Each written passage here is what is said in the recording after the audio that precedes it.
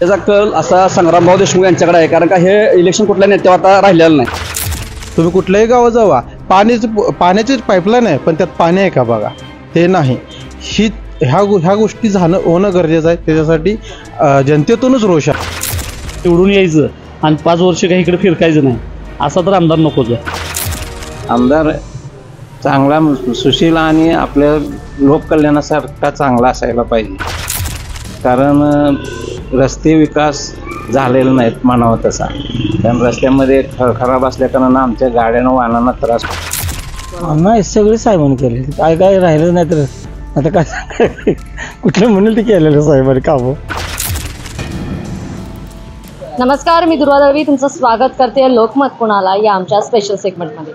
आता मी आलेली आहे पलूस कडेगाव या मतदारसंघामध्ये. या मतदारसंघामध्ये कदम आणि देशमुख या विरोधी गटामध्ये ही लढत होते.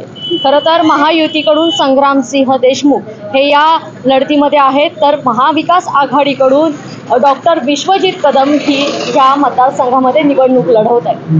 अटीतटीची अशी ही निवडणूक होते आणि त्याविषयीच आपण आढावा या मतदारसंघामधील नागरिकांकडून जाणून घेणार आहोत की कशा पद्धतीने इथं वातावरण आहे, लोकमत कुणाला मिळणार आहे.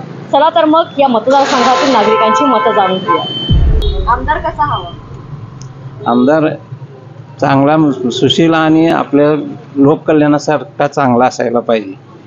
कारण रस्ते विकास झालेला नाहीत म्हणावं तसा, कारण रस्त्यामध्ये खराब असल्या कारणानं आमच्या गाड्यांना वाहनांना त्रास होतो.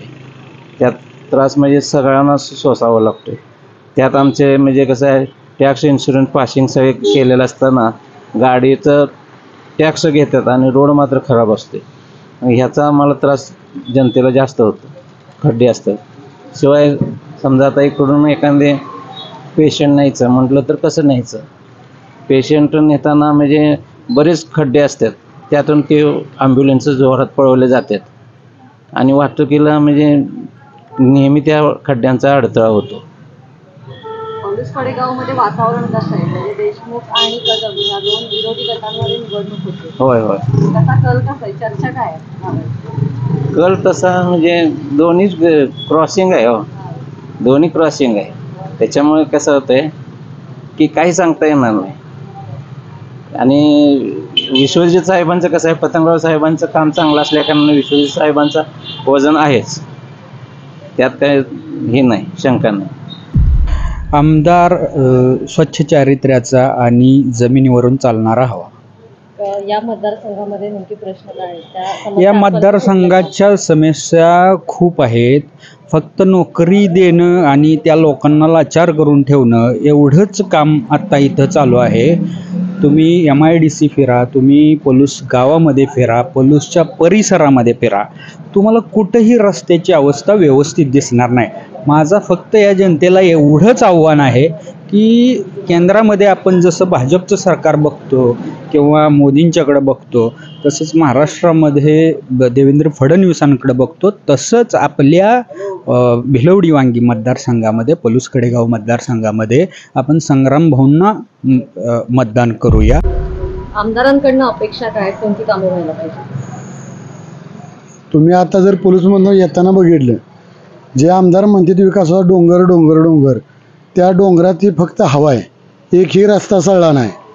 35 वर्ष झालं आमच्या गावाला स्वतंत्र पाणीपुरवठा योजना नाही. त्या योजनेसाठी आम्ही 39 दिवस आंदोलन केलं, तेव्हा ती योजना पूर्णत्वास नेल्या. तीसुद्धा आता अपुरी आहे. म्हणजे जर 35 वर्षात झालं नाही तर ह्यावेळी आम्हाला बदल हवा आहे. गावात वातावरण कसं मतदारसंघामध्ये? नाही, इथं भाजप येणार. इथं विचार हा हिंदुत्वाचा चालेल, इथं भाजप येईल. पलूस कडेगाव मतदारसंघामध्ये कल काय याविषयी आपण जाणून घेणार. मामा, काय सांगाल, कसं मतदारसंघात वातावरण? मग तो चांगलं आहे वातावरण, पण आमचे काही थोड्याशा अट्टी आहेत. त्या अट्टी त्यांनी कदम साहेबांनी पूर्ण केल्या पाहिजेत. आमचं पहिलं शेतीला पाणी मिळालं पाहिजे. आमचं घरपलाट काही नावावली नाही, ती नावं झाली पाहिजेत. बाकीचे असं बाद झाले, एवढे 2 केले तरी बाद झालं. मग आम्ही त्यांच्या पाठीशी आम्ही कायमच आहे. स्वरूपी तरुण पिढीचे काय प्रश्न आहेत मतदारसंघामध्ये? रोजगार मिळतोय का या मतदारसंघामध्ये? आत्ता तर मिळत नाही आहे, इथनं पुढं मिळेल असं आम्ही गृहीत धरले. कारण की भाऊनी बरीचशीच कामं केलेली आहेत आणि ह्या कामांवरनं असं वाटतं की नवीन पिढीचं जे ध्येय आहे ते पूर्ण होईल. आणि बऱ्याच नवीन पिढीमध्ये असं आहे की बिझनेस, आणि भाऊने असं सांगितलं की आम्ही हे सर्व पूर्ण करू. मतदारसंघामध्ये कल कोणाकडे, पारडं कोणाचं जड आहे? पारडा आता देशमुख साहेबच, संग्राम भाऊंचंच आहे. मतदारसंघामध्ये देशमुख कदम अशी लढत होते. एकंदरीत मतदारसंघामध्ये कल काय आहे मतदारांचा, काय कोणाचं पारडं जड आहे? जनता ही आता घराणेशाहीला कंटाळलेली आहे. गेले 10 ते 20 वर्ष आपण एकच आमदार निवडून देतोय. पतंगराव साहेब झाले, विश्वजित कदम साहेब झाले, पण जनतेने आता ठरवलेलं आहे की बदल हा हवा आहे. त्याच्यासाठी आत्ताचं जे वारं आहे ते फक्त संग्राम भाऊकडं आहे. त्यामुळे ह्या मतदारसंघातून संग्राम भाऊला विजय करून देण्याचा प्रयत्न सगळ्यांचा चालू आहे जनतेतून. कोणकोणती विकास कामं होणं या मतदारसंघामध्ये गरजेचं आहे? महत्त्वाचा तर रस्ता आहे की महत्त्वाची गोष्ट आहे की तो रस्ता बघितला तर तासगावपासून कराडपर्यंत जो रस्ता झाला आहे तो मध्ये कुठंच सरळा नाही. ही जबाबदारी आमदारांची ते झालेली नाही. दुसरी गोष्ट पाणी पुरवठ्याचं काम आहे. तुम्ही कुठल्याही गावात जावा, पाण्याचीच पाईपलाईन आहे, पण त्यात पाणी आहे का बघा, ते नाही.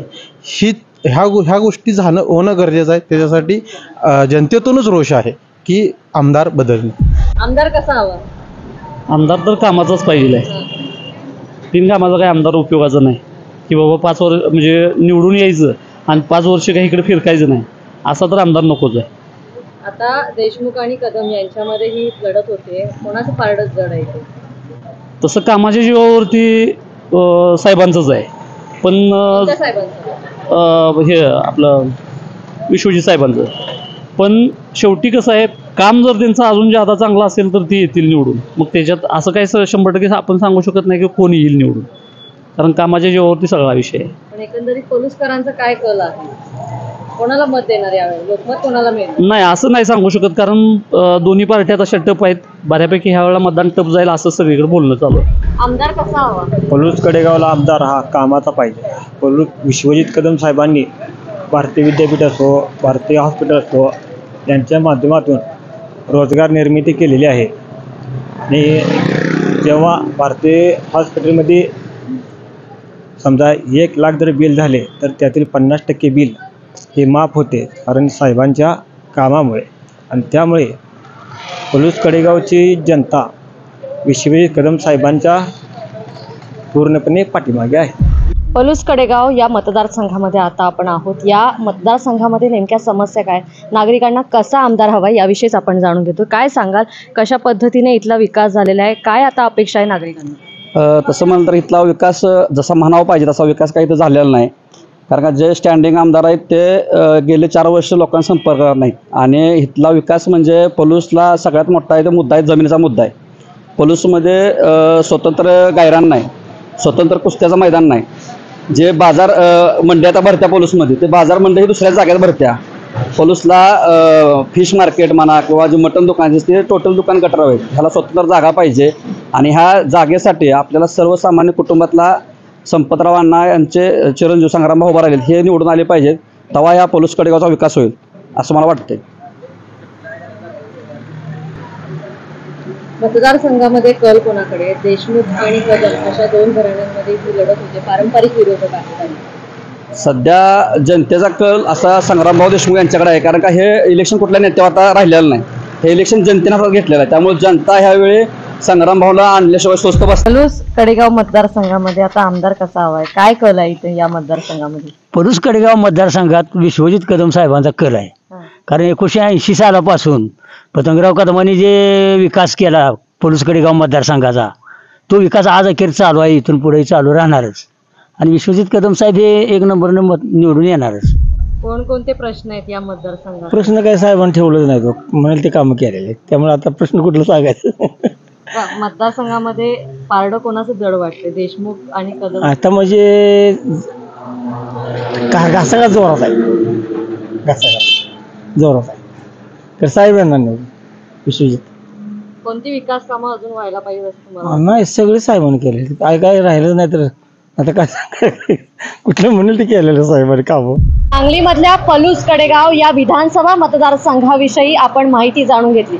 लोकमत कुणाला मिळणार याचा आढावा आपण या स्पेशल रिपोर्टमध्ये घेतला. आजही अनेक अशी विकास कामं आहेत ज्यांचे प्रश्न अनुत्तरित आहेत आणि ह्याच विकास कामांवरती भर देणारा आमदार येत्या 23 तारखेला या मतदारसंघातील नागरिक निवडून येणार आहे. याबरोबरच मी इथेच थांबते. सांगलीहून लोकमतसाठी दुर्वा दळवी. तसंच आमचा हा व्हिडिओ आवडला असेल तर नक्की शेअर करा आणि तसंच आमचं यूट्यूब चॅनल लाईक करायला विसरू नका, सबस्क्राईब करायला विसरू नका आणि आमचं फेसबुक पेजही फॉलो करा.